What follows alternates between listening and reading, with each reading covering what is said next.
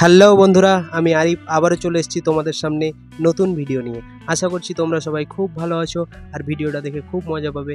তো তোমরা তো জেনেই গেছো যে আজকে কোন টাইপ অফ ভিডিও হতে চলেছে।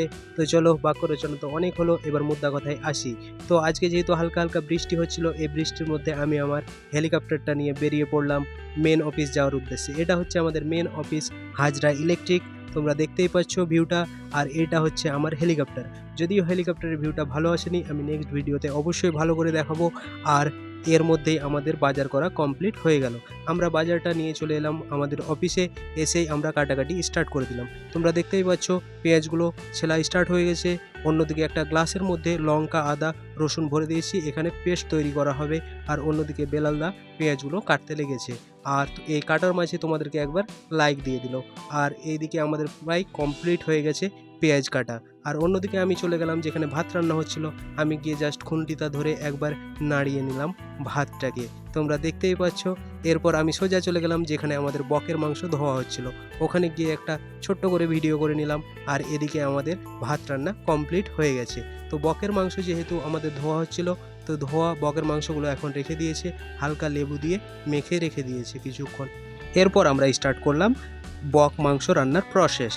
তো তোমরা দেখতেই পাচ্ছ, প্রথমে পেঁয়াজ কুচি দিয়ে দিয়েছে, পেঁয়াজ কুচির পর সামান্য পরিমাণ পেট্রোল ঢেলে দিল, পেট্রোল ঢেলে দেওয়ার পর 2-3টে টমেটো কুচি দিয়ে দিয়েছে, দিয়ে এটাকে নেড়ে নিচ্ছে। এটাকে কিছুক্ষণ নাড়ার পর আমরা দিয়ে দিলাম বকের যে পা দুটো ছিল, সেই পা দুটো চিয়ে দিয়ে দিয়েছিলাম আমরা এই মশলার মধ্যে। অন্যদিকে এই মশলাগুলো যেগুলো তোমরা দেখতেই পাচ্ছ ড্রাই মশলা, এগুলো প্রত্যেকেই চেনো আশা করছি, এগুলো প্রত্যেকের বাড়িতেই ব্যবহৃত হয়। এই মশলাগুলো কেটে নিচ্ছে, এবার আমরা এই মশলাগুলো মিক্স করে দেবো ওই মেন কোর্সে। তোমরা দেখতেই পাচ্ছ আমরা মশলাগুলো মিক্স করছি, আর দিয়ে দেবো আদা রসুনের যে পেস্টটা করে রেখেছিলাম আমরা, সেই পেস্টটাও দিয়ে দিব। দিয়ে এটা কিছুক্ষণ আমরা কষিয়ে নেব। এটা কষিয়ে নেওয়ার পর আমরা দিয়ে দিব মাংসটা, যেটা হচ্ছে বকের মাংস, আর সামান্য পরিমাণ ইট গুঁড়ো, যেটা ভালোভাবে আমরা মিক্স করে নিব। মিক্স করে নেওয়ার পর আমরা এটা কিছুক্ষণের জন্য ঢাকা দিয়ে দিব। এখন আমরা ঢাকা দিয়ে কিছুক্ষণ পর আবার এটা খুলে আবার একটু নেড়ে নিব। তাহলে কি হবে, মাংসটা কষানো ভালো হলে খাবারের টেস্টটা ইনক্রিজ করে অনেকটাই।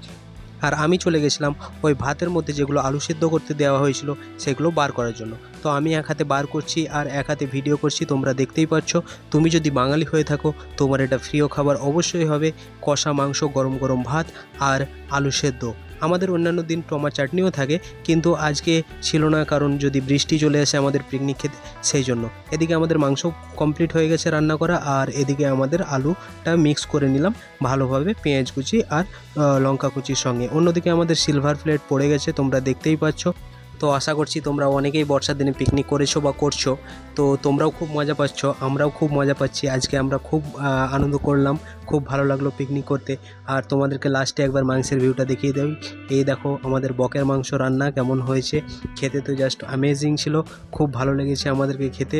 আর আমরা খেতে লাগলাম।